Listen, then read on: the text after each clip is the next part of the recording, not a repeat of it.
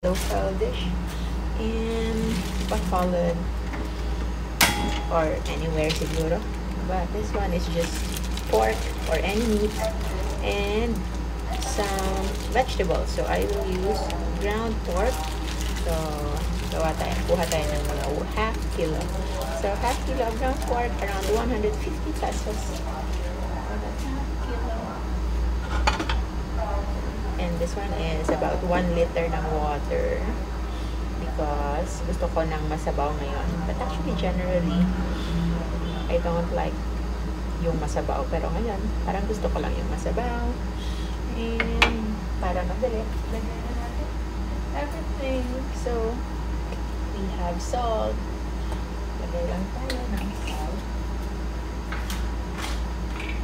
So, we have pink Himalayan salt here. So, naman lang sa half tablespoon ng Himalayan salt. And this is our alubate. So, kukunin natin isa-isa. Tabi natin. Later na siya ilalagay kapag luto na yung pork.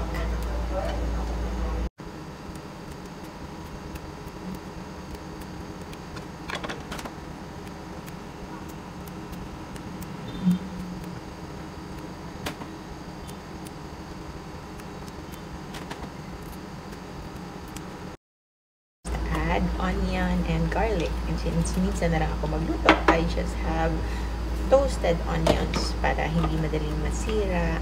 And also, toasted garlic. Yan lang. Yung pinaka-condiment natin. If you also want to add pepper, pwede din. And I think ready na yung ating meat for our vegetables.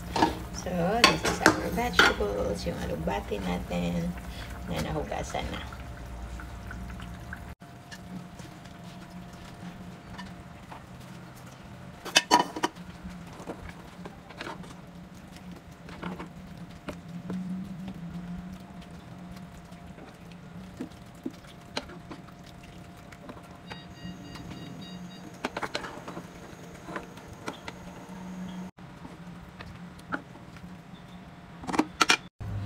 And we're done. Our food is ready. Let's eat. So, nasa safe list lang natin. So, we have pork and salt. Yan lang. Pork and salt is already. Yan yung kailangan natin. So, yung salt ay nandito pa. So, this is pink salt. So, kapag mainit na, just put the pork here.